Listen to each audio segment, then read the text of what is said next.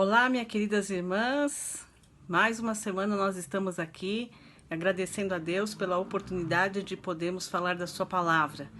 Eu fiquei muito feliz essa semana de saber que essas lições estão sendo compartilhadas com outras mulheres, né, com outras pessoas que não frequentam nossa igreja, que são parentes, são amigas, e eu espero que aonde estiver chegando, essas lições possam estar abençoando a sua vida. Nós estamos estudando o livro As Mentiras em que as Mulheres Acreditam e a Verdade que as Liberta, que é este livro aqui. Ele tem nos apoiado no estudo da Bíblia, né? Então, nós temos sido abençoadas por essas lições, porque realmente nós temos descoberto que muitas coisas Satanás tem incutido na nossa mente através da cultura, através de uma certa modernidade que tem nos afastado das verdades de Deus. E nós sabemos da importância de nos mantermos dentro daquilo que é verdade de Deus. Então, eu espero que essas lições estejam ajudando você a compreender aquilo que realmente é a verdade de Deus e assim fortalecer todos os princípios que Deus tem para a nossa vida. Vamos orar. Senhor Deus, muito obrigado, Senhor, porque nós estamos aqui, porque nós temos liberdade de aprender da Tua palavra e queremos te pedir que o Senhor nos ajude a compreendermos, Senhor, mais uma vez a Tua palavra, a colocarmos no nosso coração a Sua verdade, Senhor, e não deixar que o inimigo nos engane com mentiras, Pai Santo. Abençoa, Senhor, cada mulher onde está chegando este vídeo, Senhor, e que o Senhor, o seu Santo Espírito, possa falar com cada coração. É isso que eu te peço, em nome de Jesus. Amém. Eu ficarei feliz se você colocar também um comentário aqui embaixo, né, do vídeo, porque assim eu saberei aonde está chegando essas lições, né? E com certeza vou estar orando por você. Hoje nós vamos ver mentiras que Satanás usa para nos enganar em relação aos nossos filhos. A semana passada nós falamos sobre mentiras em relação ao casamento e agora nós vamos estar abordando o tema dos filhos. Todas nós que somos mães, nós temos no nosso coração uma série de sentimentos, né? Nós temos uma capacidade enorme de alegria, uma capacidade enorme de amor, mas também a gente tem uma capacidade grande de decepção, de dor, um misto realmente de sentimentos, né? Nós idealizamos muitas vezes um filho e tudo que ele será, e muitos sentimentos acabam nos envolvendo. Na verdade, se o nosso filho se torna um atleta maravilhoso, ou se ele não tem a menor vocação para qualquer tipo de esporte, se ele é um intelectual brilhante ou se ele tem uma deficiência mental até, não importa o tipo de pessoa que um filho seja, num certo sentido, né? O tipo de sucesso, o tipo de fracasso, nós como mães sempre vamos ter uma esperança de que aquela criança que um dia esteve no nosso colo, ela possa ser tudo que a gente idealizou. E esse relacionamento que nós temos com os nossos filhos, por ser um relacionamento assim tão profundo, tão importante e tão forte, né? Ele nos torna também vulneráveis. E nós acabamos sendo envolvidas por algumas mentiras que Satanás conta para nós, né? Nos convence em relação aos nossos filhos e ao nosso papel como mães. A intenção de Satanás ao nos envolver com essas mentiras não é só nos colocar num cativeiro como mães, né? Mas acabar também tendo consequência essas mentiras sobre a vida das próximas gerações, né? Podendo realmente evitar que as próximas gerações vivam na verdade de Deus, sejam cooptadas para serem soldados realmente do reino de Deus. Então, manipular a nossa mente, fazer com que a gente se afaste da verdade de Deus em relação aos nossos filhos, traz consequências não só para a nossa vida, né, mas para a vida também dos nossos filhos. Então essas mentiras, essas meia-verdades, elas geram duras consequências, por isso nós temos que reconhecer essas mentiras e rejeitar, substituindo realmente essas mentiras pela verdade de Deus. E é esse o objetivo da nossa lição de hoje. Então nós vamos falar de algumas dessas mentiras. E a primeira mentira em relação aos filhos, que tem sido muito contada para nós e a nossa geração, e principalmente essas próximas, já nem mais é só a minha geração, mas agora as gerações já das mulheres aí, na faixa de 20, 30 anos, né, têm realmente sido seduzidas por essa ideia. A ideia de que nós é que determinamos o tamanho da nossa família. Como cristãos, normalmente, né, e a gente tem base para isso, as mulheres cristãs, elas não defendem o aborto, né, mas existe um outro tipo de mentira que está sendo contada para nós e que nós muitas vezes estamos entrando nelas, né? Que é o fato de que nós determinamos o tamanho da nossa família, o tempo em que a nossa família se constitui ou não.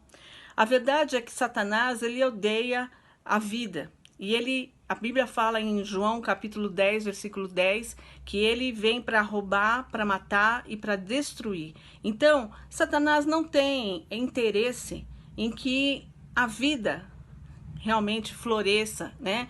Que nasçam muitas crianças, porque na verdade elas se tornariam muito mais crianças para viverem para Deus e para glorificarem o nome de Deus. Então, ele tem colocado na mente da mulher muitas questões que fazem a mulher planejar o tempo e a hora que as crianças vão entrar na família. Nós acabamos acreditando que nós temos o poder de definir quantos filhos teremos, qual o sexo dessas crianças, né? Hoje em dia a medicina tem corrido atrás disso, para que você possa dizer, não, eu vou primeiro ter a minha carreira, vou ter toda uma estrutura, eu vou determinar todas as condições para aí sim vir uma criança. Então, as pessoas hoje têm congelado óvulos, têm feito uma série de coisas e têm colocado, acreditam, né, que tem colocado nas suas mãos o poder realmente de planejar a sua vida, de determinar todas as coisas. Eu quero deixar claro que eu não estou aqui falando contra a ciência, né, porque eu sei que Deus também, ele permite que a ciência vá até onde ele quer, né? Mas o que nós queremos analisar aqui é o que mobiliza o coração. Essa questão de você querer assumir o controle das coisas. Não é Deus quem controla, mas sou eu quem controlo, né? A Bíblia diz que os filhos do Senhor, os filhos são uma das maiores bênçãos que o Senhor pode dar para um casal, né? Eles são a herança que nós temos. E é como se a gente dissesse para Deus, olha, por favor, né, dá um tempo para me dar a bênção. Só daqui 10 anos você me dá essa bênção, né? Ou eu vou determinar quantas bênçãos que você vai me dar. Eu é que vou controlar essas coisas. Então, nós acabamos acreditando que nós temos esse poder, essa soberania sobre o nosso destino e sobre o tamanho da nossa família. E sobre é comum a gente ver agora pessoas até falando, não, eu vou ter um casal, né? Então, assim, determinando realmente como será a sua vida e não considerando que é Deus quem trabalha e quem planeja e tem propósito para as famílias. Muitas vezes a gente julga famílias mais numerosas como sendo uma falta de sabedoria, uma irresponsabilidade. Antigamente, se uma família tinha 10 filhos, né? Talvez na geração da minha mãe, quem tinha 10 filhos era um absurdo. Nossa, essa mulher, né? Hoje, na nossa geração, nós já estamos aí com 3 crianças, já as pessoas falam, opa, nossa, mas você pretende ter... Você foi uma escorregada, né? Porque essa questão de você ter um único filho ou nenhum é que está mais em voga hoje, né? E eu conversando com a minha filha, ela estava falando sobre algo que ela assistiu ou ouviu na internet, falando sobre a geração dela e o quanto que essa geração da mulher hoje, né, de seus 25 anos, 20 anos, eles estão assim se determinando a nem terem filhos, porque eles estão desesperançados pelo mundo. Qual que é a ideia? Esse mundo, com esse planeta cheio de doença, com essas questões da ecologia, a Terra, né, com os seus problemas, todos que tem, é uma irresponsabilidade colocar uma criança nesse planeta, né? Como se estivesse na mão do homem, né, na nossa mão, determinar a existência ou não do ser humano na Terra. E como se em algum tempo a Terra tivesse sido boa para se colocar uma criança ali, né? Como se fosse algo que a gente coloca de novo no nosso poder e na nossa mão. Isso é quebrar um princípio básico de considerar Deus como o Senhor do universo. Então, não são as nossas posses, a nossa organização, que vão determinar a vida de uma criança. Tudo isso pode ruir de uma hora para outra. Na verdade, quem determina a vida é o Senhor Deus, e nós temos que nos colocar na mão dele e saber que é ele quem governa sobre todas as coisas. Então, essa é uma grande mentira e que nós temos que nos afastar dessa mentira, nos colocando na mão do Senhor para que e louvando a Deus pela vida de cada criança que ele confia a nós, né? A outra mentira é que as crianças precisam ser expostas ao mundo real para que elas possam aprender a viver nele. É comum nós ouvirmos muitas vezes pais cristãos que dizem que eles precisam deixar a criança viver tudo que tem, né, no mundo, e daí ela vai decidir. Satanás, ele procura nos enganar sobre a forma como a gente deve educar os nossos filhos. E ele fez isso, ele usou essa mesma tática com Eva, lá no Jardim do Éden, né? Nós já vimos várias vezes aqui nessas aulas esse versículo e vamos voltar a ele, que é Gênesis capítulo 3, versículo 5, onde Satanás diz para Eva: na verdade, Deus sabe que no dia em que comerdes desse fruto, vossos olhos se abrirão e sereis como Deus, conhecendo o bem e o mal. Realmente, Eva conheceu coisas que não tinha conhecido antes. Principalmente, ela conheceu a experiência do mal, né? E o que resultou foi vergonha, foi culpa, foi um afastamento de Deus, foi um afastamento de um relacionamento perfeito que Deus tinha para eles e também entre eles, né? Então, Deus nunca ele pretendeu que nós conhecêssemos o mal por vivenciá-lo, mas o seu desejo está muito explícito aqui em Romanos, capítulo 16, versículo 19. Vamos ver lá em Romanos, capítulo 16, versículo 19, o que diz, né? Diz: pois a vossa obediência é conhecida por todos, portanto, alegro-me em vós e quero que sejais sábios em relação ao bem, mas puros com relação ao mal. Então, Deus não tem por propósito que a gente conheça o mal, experimente o mal, para aí então se decidir pelo bem, mas que nós sejamos sábios e que nós nos afastemos do mal. Mas o que Satanás diz para você? Diz que os seus filhos precisam provar por eles mesmos o mal. E que se vocês protegerem os seus filhos do mundo real, eles nunca vão ser capazes de se adaptar e sobreviver neste mundo. Nós não temos como tarefa criar filhos para se adaptarem ou meramente sobreviverem a esse mundo, né? O desafio nosso é criar filhos que amem a Deus de todo o coração, alma, mente e forças. Nosso desafio é que a gente crie filhos que tenham um relacionamento comovente e pessoal com Cristo. O nosso desafio é que a vida dos nossos filhos sejam luzes vivas e brilhantes, penetrando a escuridão que está aí ao redor, né? Não é criar filhos bons, mas filhos que abracem a verdade com entusiasmo, que amam a justiça, que odeiam o mal. Filhos que serão usados por Deus para mudar este mundo. Então, nós não estamos aqui para criar filhos que se adaptem ao mundo. Eles precisam conhecer, eles precisam participar para ver que não é bom, né? Eles precisam ir lá na balada para perceber que aquilo não é lugar para eles. Não, não foi isso que Deus determinou para nós, não, né? Na verdade, nós precisamos criar os nossos filhos buscando a santidade, buscando ter aversão ao pecado, reverência, amor pelo Senhor, né?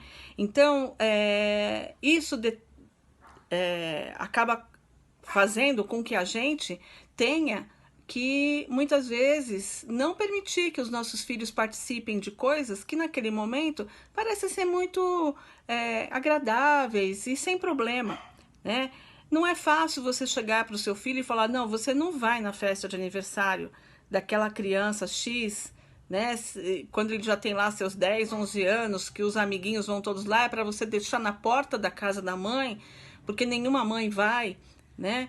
E aí você fala, mas são só crianças.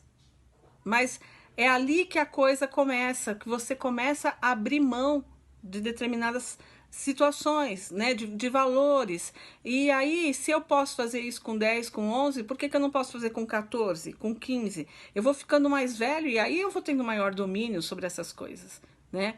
Então, ao invés de nós protegermos nossos filhos, nós colocamos eles em risco, quando nós não definimos exatamente o que é que eles devem fazer, né?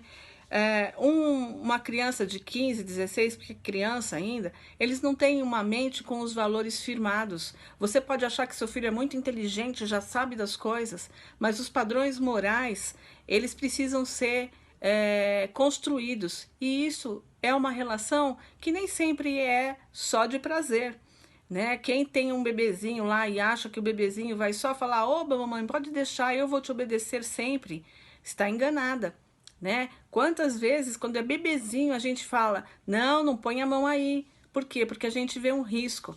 E é muito fácil a gente enxergar o risco físico, mas nós muitas vezes não enxergamos os riscos espirituais. E é isso que nós precisamos orar ao Senhor, para que Ele nos dê discernimento de enxergar os riscos espirituais. E enxergando estes riscos, nós termos força, termos uma posição em amor de falar para o nosso filho, não, você não vai chegar perto desse risco, porque você vai se machucar, né? Porque você pode se perder espiritualmente. Então, nós precisamos proteger as mentes e o coração dos nossos filhos desde pequeno, né? Da exposição aos valores de um sistema mundano, de um sistema inadequado. Para isso, nós precisamos ter um senso de discernimento, né, apurado, sabendo que o Senhor, Ele olha por nós, né? Ele nos mostra aquilo que realmente nós devemos fazer. Então, muitas vezes, coisas que aparentemente são coisas que não vão trazer problema, nós devemos ter esse discernimento dado pelo Espírito. Vocês sabem que às vezes existem desenhos, né? Existem filmes em que nossos filhos são expostos e que a gente não tem o discernimento de ver o quanto que aquilo está sendo ruim. Você precisa saber o que seu filho assiste, você precisa saber o que ele ouve, você precisa ler as letras da música que ele está cantando, né? Para que você possa perceber se aquilo edifica, se aquilo é algo que ele está sendo exposto, que pode trazer prejuízo para os valores que você está querendo que ele seja criado. Nós não podemos imaginar que os valores e os princípios de Deus vão ser construídos em 40 minutos de uma aula de escola dominical, às vezes. Ah, não, mas eu levo meu filho todo domingo para a igreja, né? Isso não vão construir os valores. O seu filho vai construir valores a partir daquilo que ele é exposto. Então, muitas vezes nós vemos adolescentes que sabem mais a música, as letras de músicas de rock do mundo, ou né, que sabem muito sobre os artistas e sabem muito pouco sobre os discípulos, sabem muito pouco sobre a Bíblia, porque, mas ele é 14 anos, você acha que ele vai ficar falando de Bíblia? Né? E aí ele está sendo exposto a algo que vai fazer muito mais, vai sedimentar muito mais o coração dele, vai atrair mais o coração dele do que aquilo que é de Deus. Então nós temos que tomar cuidado com essas coisas. As crianças cultivam o apetite pelas coisas às quais elas são expostas em seus primeiros anos de formação. Elas vão desejar aquilo a que elas são expostas. Por exemplo, você pode dizer assim: meu filho não gosta de música clássica. Imagina, ele não gosta de música clássica, né? E eu te perguntaria, ele escutou música clássica quando ele era pequeno? Era algo que tinha na sua casa, que vocês gostavam, que você colocava para ele, né? Qual era a presença disso na vida dele? É muito comum, por exemplo, mães que trabalham com artesanato, que desenham e tal, os seus filhos acabarem gostando de fazer isso, porque vem a família ali mexendo com aquelas coisas, né? Então o seu filho vai amar aquilo a que ele for exposto. Se ele é exposto em casa a valores que não são os valores de Deus, né? Se você tem a roupa para ir no shopping, a outra roupa para ir na igreja, se você tem a música de casa e a música da igreja, se você tem as revistas e os livros de casa e a Bíblia lá na igreja, então você tem que pensar ao que o seu filho está sendo exposto, a que ele vai aprender a amar, né? A Bíblia em Romanos 12:2 diz: não vos amoldeis ao esquema deste mundo, mas transformai-vos pela renovação da vossa mente. Então, a mente dos nossos filhos, ela é exposta no mundo externo, quando ele vai para a escola, quando ele encontra amiguinhos, e nós temos o dever de renovar a mente deles pela palavra de Deus, né? Mostrando que ser cristão é abrir mão, sim, de às vezes algumas coisas que aparentemente naquele momento são muito gostosas, são saborosas, né? Mas que vão trazer problema na construção dos seus princípios bíblicos. Meu pai, minha mãe, muitas vezes não me deixaram participar de coisas e que naquele momento eu chorei, fiquei triste, chateada, mas quando eu olho para trás hoje eu vejo que foram fundamentais para eu aprender a abrir mão de determinadas coisas pelo amor ao Senhor, não por medo ou porque eu ia apanhar, não, é porque aquilo não agradava a Deus, e isso se constrói no nosso coração e é isso que nós devemos criar. Nós devemos criar jovens que possam transformar o mundo e não conformados com o mundo. Bom, a outra mentira que nós também somos expostos é que todas as crianças vão passar por uma fase rebelde. Menina, sabe? Todo adolescente é assim, né? Todo adolescente fala desse jeito com mãe.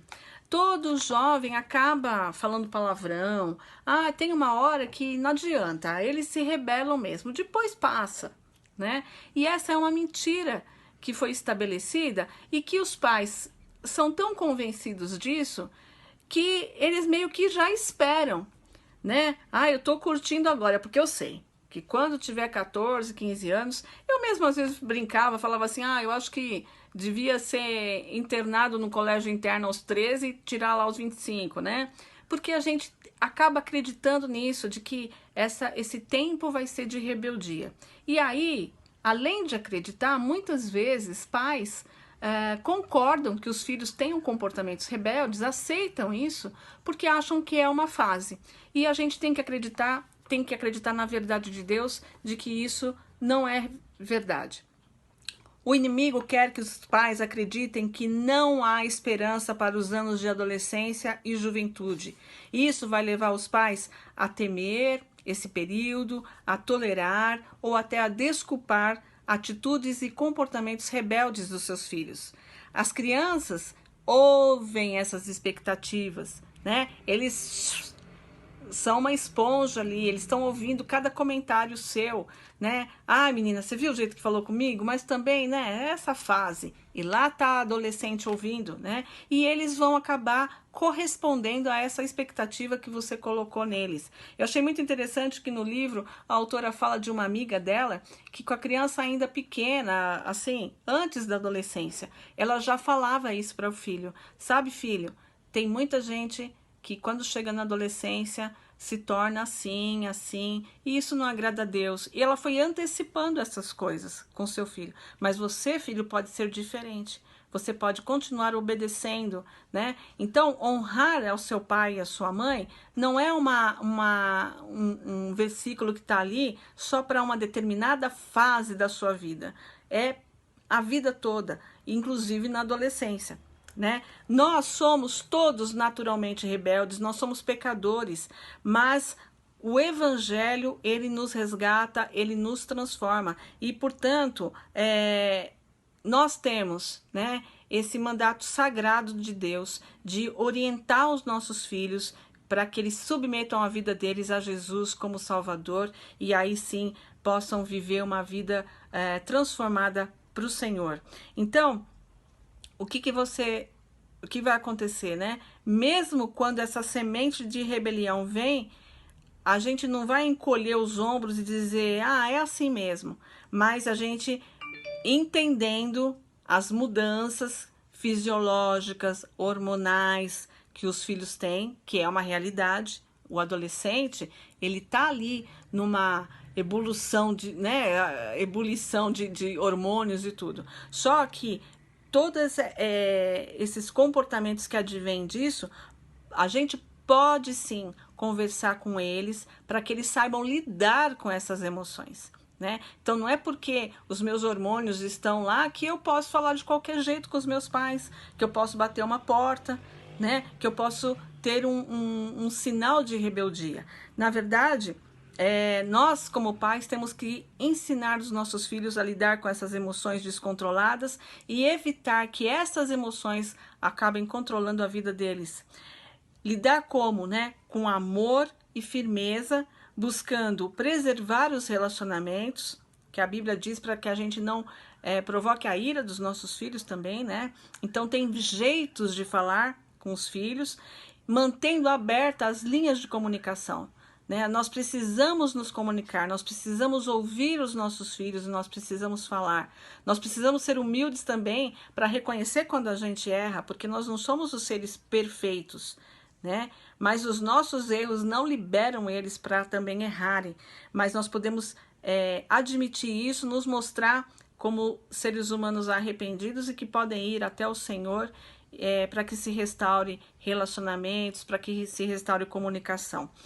E, acima de tudo, nós podemos orar fervorosamente pelos nossos filhos, né? Acreditando que Deus não deu a eles uma janela de tempo na vida para ser rebeldes, né? O Salmo 144, 12 diz que na mocidade os nossos filhos sejam como plantas bem desenvolvidas e as nossas filhas como pedras angulares e lavradas de um palácio. Então, na mocidade, os nossos filhos também podem louvar e engrandecer a Deus, né? A gente não tem que ficar com essa mentira na nossa cabeça de que vai chegar um dia que eles vão realmente ser rebeldes, mas depois eles voltam. Não, nós temos que orar para que a rebeldia, para que os hormônios, para que essa coisa natural seja colocada no altar do Senhor, que Ele trabalhe com os corações dos nossos filhos e que eles se mantenham no caminho de Deus, né? A outra mentira é: sei que meu filho é cristão porque ele orou para receber Cristo quando ainda era criança. Então, mesmo que hoje ele está distante no mundo, né? Eu estou aqui orando para ele voltar para Deus porque ele é cristão. Uma vez lá, ele confessou o Senhor Jesus, ele até se batizou, então ele é cristão, né? Muitos pais são convencidos que os filhos são cristãos porque em algum momento na infância fizeram uma profissão de fé, se batizaram. Seus pais chegaram a ensinar o que era certo e errado, eles frequentaram a igreja e agora eles se afastaram. né? A Bíblia, no entanto, ela deixa claro que uma pessoa pode saber tudo sobre Deus, pode ter experiências e ainda assim ela não ter se convertido. Somente Deus, gente, é quem conhece o coração do ser humano. Mas existem algumas coisas claras na Bíblia que mostram, né, sobre essa questão. E estão lá na epístola de 1 João, por exemplo, né? 1 João vai trazer vários pontos ali. E sabemos que o conhecemos se guardarmos seus mandamentos. Aquele que diz eu o conheço e não guarda seus mandamentos é mentiroso e a verdade não está nele. E assim sabemos que estamos nele. Quem afirma estar nele também deve andar como ele andou. Aquele que diz estar na luz, mas odeia seu irmão, até agora está nas trevas. Se alguém ama o mundo, o amor do Pai não está nele. Pois se fossem dos nossos, teriam permanecido conosco, mas todos eles saíram para que se manifestasse que não são dos nossos. Os filhos de Deus e os filhos do diabo manifestam-se assim. Quem não pratica justiça não é de Deus, nem quem não ama seu irmão. 1 João, capítulo 2, versículo 3, 4, 5, 6, 9, 15, 19 e o 3:10. Então, todos esses versículos de 1 João vão nos dizer o quê, né? Que quem está em Deus demonstra as coisas de Deus, né? A essência da verdadeira salvação não é uma questão só de profissão de fé, de desempenho, mas de transformação. Se alguém está em Cristo, é nova criatura. As coisas velhas já passaram, eis que tudo se fez novo. Se a gente acredita piamente na conversão dos nossos filhos, porque eles frequentaram a igreja, porque eles se batizaram, coisa assim, isso muitas vezes pode acalmar o coração da criança, achando que, não importa o que eu faça daqui para frente, eu já estou salvo, né? Pode impedir as orações dos pais de uma forma adequada, né? De uma forma ainda de pedir realmente ao Senhor a intervenção dele na vida dos filhos. Faz com que os bancos da igreja estejam preenchidos lá de membros que pensam que estão bem, mas que de fato nunca conheceram o Senhor Jesus. Torna a graça de Deus uma coisa barata, né? E muitas vezes nós temos até um comportamento que dá mau testemunho contra a palavra de Deus, que blasfema contra a palavra de Deus, né? Que afasta ímpios do Senhor por verem comportamentos dos ditos cristãos que não são adequados, né? Então, será que crentes de verdade desobedecem a Deus? Sim, desobedecem, mas o Espírito Santo está presente confrontando eles. Então, se o seu filho não tem fome, não tem desejo de Deus, se ele tem um padrão regular de rejeitar a palavra de Deus, se os caminhos de Deus para ele são nada, né? Ele precisa, em primeiro lugar, ser desafiado a reconsiderar se realmente ele algum dia se converteu. Então, não é o fato de seu filho ter sido batizado na igreja que faz com que você tenha certeza absoluta de que ele é convertido. Na verdade, ninguém vai ter certeza absoluta sobre a vida de ninguém. Somente Deus é quem conhece o coração. Mas os frutos revelam, né, a árvore. Então, se seu filho está afastado de Deus, para ele isso não é um peso, né? Ele não tem desejo. O Espírito Santo se calou no coração dele. Você precisa orar, você precisa falar, você precisa testemunhar para ele. Você precisa realmente confrontá-lo a encontrar o Senhor Jesus de uma maneira pessoal. Às vezes, gente, eu já ouvi algumas mães até de filhos não crentes, né, que dizem, eu não fico falando de Deus porque senão ele fica chateado, aí, mas você só fala disso, né? Mas eu sempre penso naquela situação, né, de que você, sabendo que o edifício está pegando fogo, será que você iria dizer, não, eu não vou, olha, o prédio do meu filho está pegando fogo, né? Eu fiquei sabendo que está começando a pegar fogo lá no primeiro andar, e ele mora no 10º. Mas eu não vou ligar esse horário da noite porque ele vai ficar chateado, ele vai falar, poxa, mãe, por que você me acordou? Né? Não, você vai em resgate, você vai falar, você vai gritar, você vai fazer qualquer negócio para acordar o seu filho e dizer, salve-se, né? E nós aqui, gente, nós estamos falando de sofrimento eterno, né? Nós estamos falando de uma vida eterna sem Deus, em sofrimento eterno. E é do nosso filho, aquele que a gente faz qualquer negócio por ele, né? Então a salvação dos nossos filhos é prioridade. E isso deve mover o nosso joelho realmente no chão. Não desista, não desista do seu filho. Seja a mãe chata, né? Porque o Espírito Santo vai usar suas palavras para convencer o coração do seu filho, né? Então, não caia nessa mentira de que porque você tem a foto e o certificado de batismo dele aos 9 anos de idade, que o resto está garantido, porque não funciona assim, né? E a última mentira que é falada para nós: não somos responsáveis pelo que nossos filhos acabam se tornando. Ah, se meu filho não é uma pessoa assim que agrada a Deus, também não tem nada a ver com isso, né? Na verdade, Satanás usa 2 tipos de mentira nessa situação para colocar os pais em cativeiro.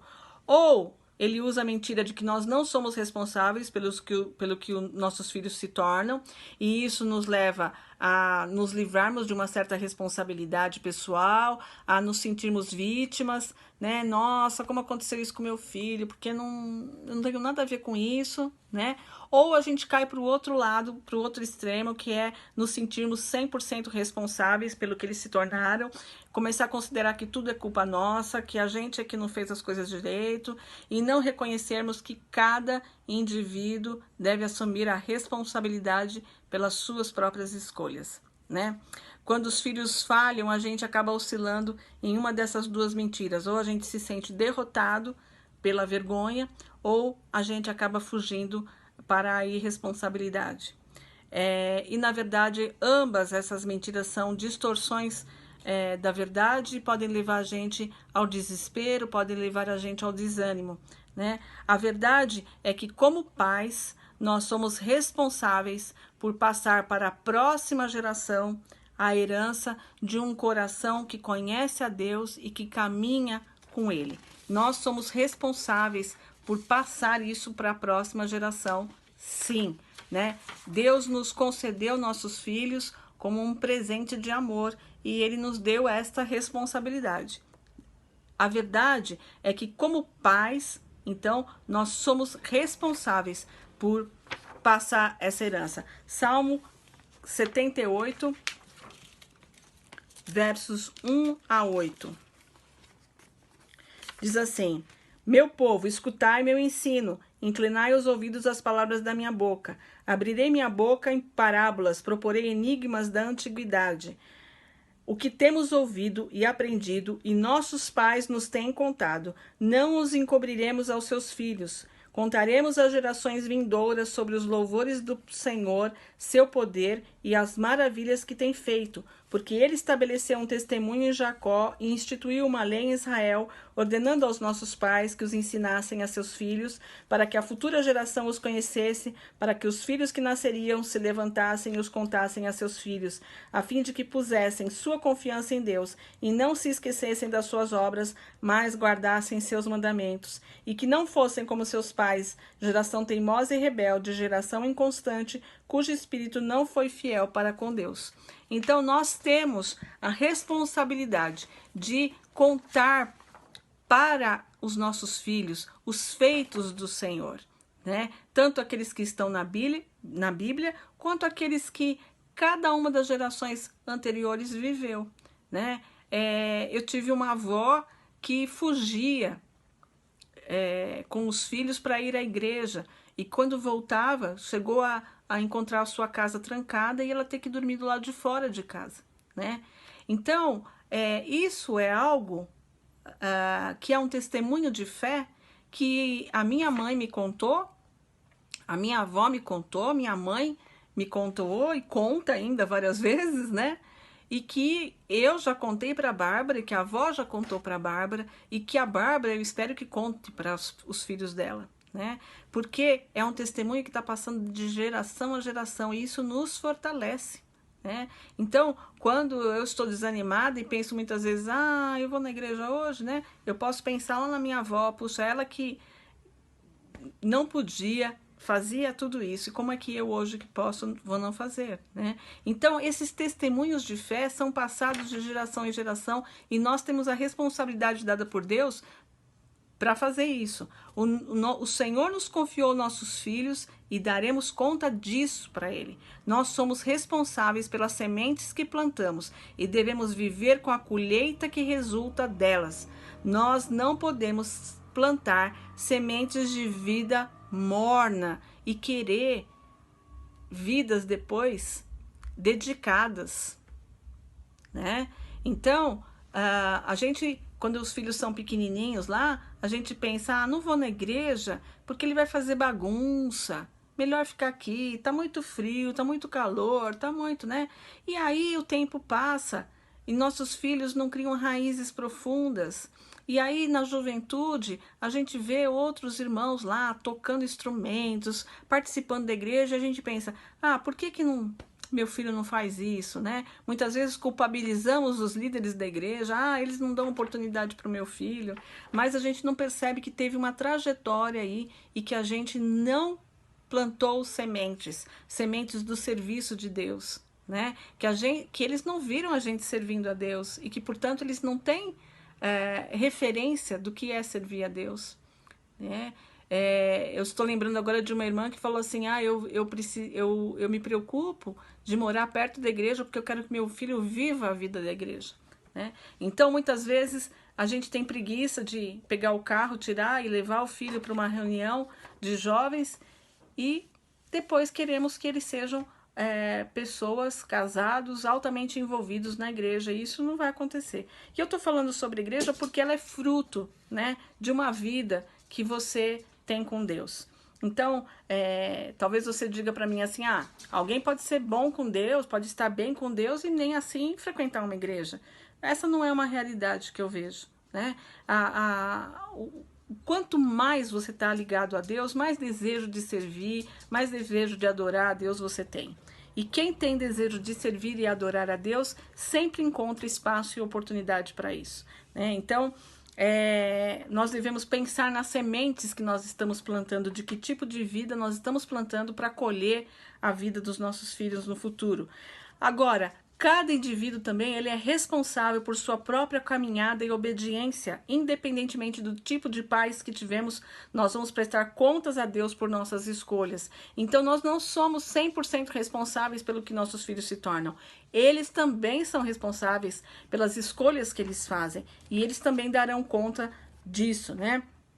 Então, irmãs, ser pai e mãe é um chamado elevado e santo. Não há ocupação mais exigente do que isso. Nós somos dependentes totalmente do Espírito Santo para que nossos filhos compreendam as verdades bíblicas. Nós fazemos a nossa parte, mas é o Espírito Santo que convence o coração dos nossos filhos. Agora, o que o inimigo faz? Ele mente para sabotar a transmissão da verdade de uma geração para outra. Ele diz para nós, não adianta. Ele diz para nós, não atrapalha seu filho agora. Ele diz para nós, não, isso é só agora. O seu filho está se dedicando à faculdade, depois ele pensa nas coisas de Deus, né? Ele diz para você, não, pense em outras coisas, na vida financeira, no tipo de faculdade, essa coisa de igreja, depois vem. Né? E esse depois é altamente mentiroso. Os pais que acreditam nessas mentiras colocarão a si mesmo e a seus filhos neste cativeiro satânico, né? Então, nós temos que saber que os que acreditam e agem de acordo com a verdade serão livres para amar, apreciar, treinar e criar seus filhos e, pela graça de Cristo, enviá-los ao mundo para refletir a glória e a graça de Deus para a próxima geração. Criar um filho é um presente de Deus. Ver o fruto disso é maravilhoso, né? Que nós possamos, cada uma de nós que temos os nossos filhos, possamos ver realmente a ação de Deus na vida deles, possamos vê-los se tornarem homens e mulheres de Deus, criando os seus filhos também, a próxima geração, nessas verdades de Deus. E você que tem o seu filho que nesse momento não está dentro das verdades de Deus, dobre seu joelho, clame ao Senhor, fale com Deus e fale com o seu filho, né? Da mesma forma que você falaria sobre qualquer outro perigo, que você também seja um instrumento usado na mão de Deus para trazer o seu filho ao Senhor Jesus, aos pés do Senhor Jesus, porque nós sabemos que é só aí que há a verdadeira felicidade para os nossos filhos. E isso, com certeza, o coração de uma mãe quer mais do que tudo, a felicidade dos seus filhos. Que Deus abençoe a cada uma de nós e uma ótima semana para todas nós. Amém.